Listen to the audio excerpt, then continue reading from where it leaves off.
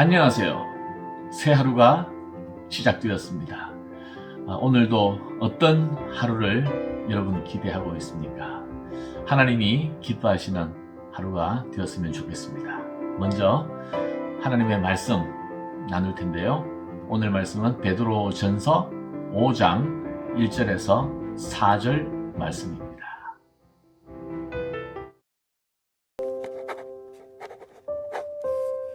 너희 중 장로들에게 권하노니 나는 함께 장로된 자요 그리스도의 고난의 증인이요 나타날 영광에 참여할 자니라. 너희 중에 있는 하나님의 양무리를 주되 억지로 하지 말고 하나님의 뜻을 따라 자원함으로 하며 더러운 이득을 위하여 하지 말고 기꺼이 하며 맡은 자들에게 주장하는 자세를 하지 말고 양무리의 본이 되라. 그리하면 목자장이 나타나실 때에 시들지 아니하는 영광의 관을 얻으리라.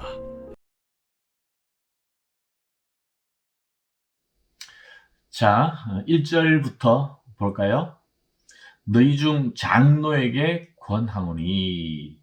오늘 본문 말씀은 장로에게 권하는 말씀입니다.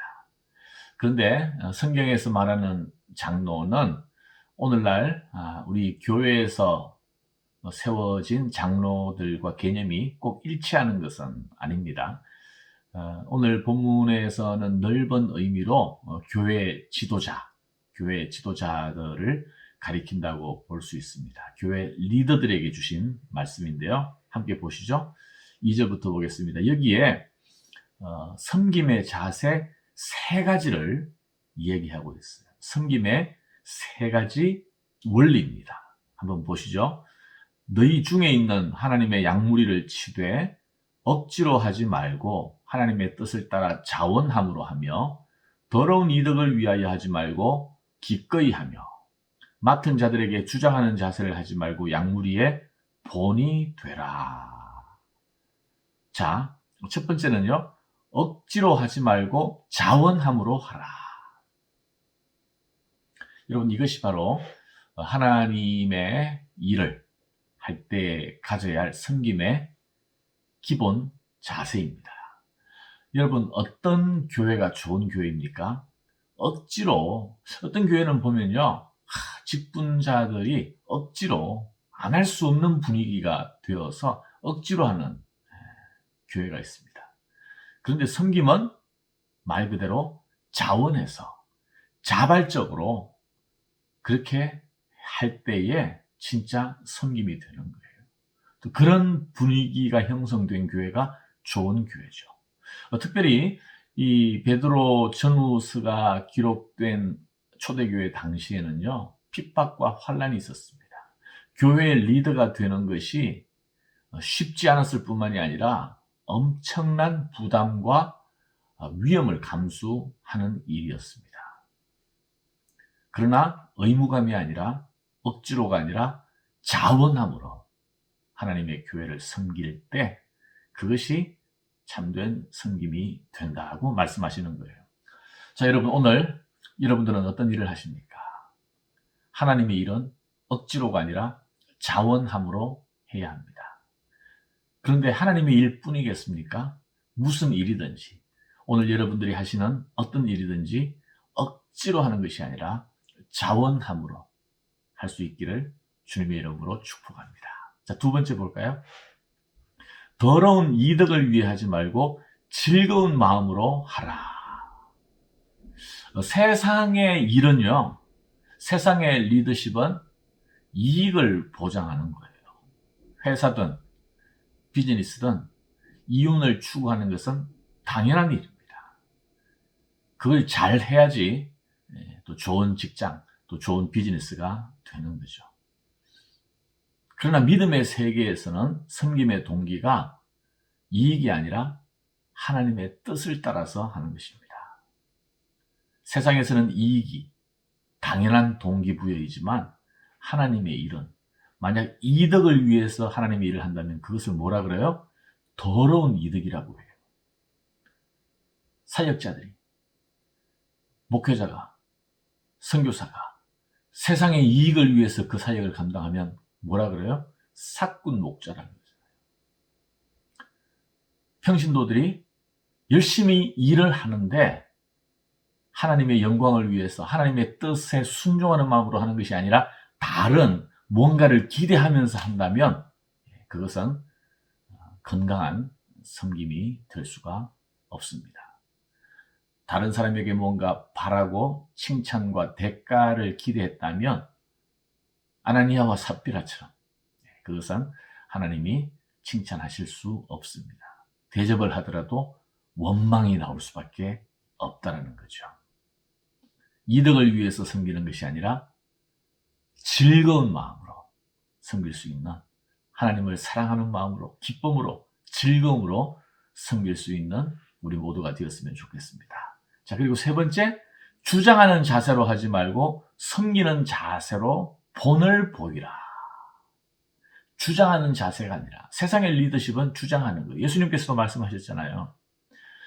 세상은 권세를 얻고 군림하기 위해서 높아지기를 원하지만 하나님 나라는 오히려 어떤 자가 섬기는 자가 높아지리라. 섬기는 사람이 리더입니다. 그래서 예수님께서는 자기의 12 제자의 발을 씻어주시고 섬겨주셨습니다. 베드로도 사도 중에 사도이지만 우리 1절에 뭐라 그랬어요? 나와 함께 장로된 자들, 다른 흩어져 있는 그러한 연약한 리더들을 세우면서 나와 동등한, 나와 함께하는 장로들이다. 이렇게 모범을 보여주고 있지 않습니까? 자, 그러면 4절, 그리하면 목자장이 나타나실 때에, 목자장이 누구예요? 예수님. 목자장이 나타나실 때에 시들지 아니하는 영광의 관을 얻으리라. 예수님께서 재림하실 때 영원한 영광의 관을 주실 것이다. 아마 이 구절을 보면서요, 저는 베드로가 이런 상상을 했을 것 같아요. 베드로가 부활하신 예수님을 만났잖아요. 디베랴 바닷가에서.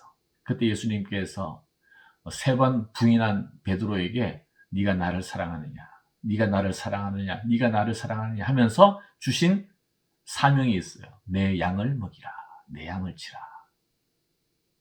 그것이 예수님께서 베드로에게 맡겨주신 사명인데 아마 베드로는 그 마지막 장면을 평생 잊지 못했을 거예요.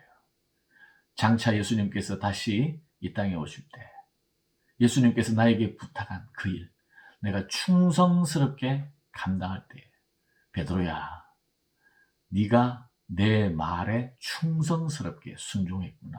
그러면서 베드로의 머리에 영광의 관을 씌워주시는 그 장면을 아마 베드로는 죽을 때까지 잊지 않고 상상하면서 기대했을 거예요.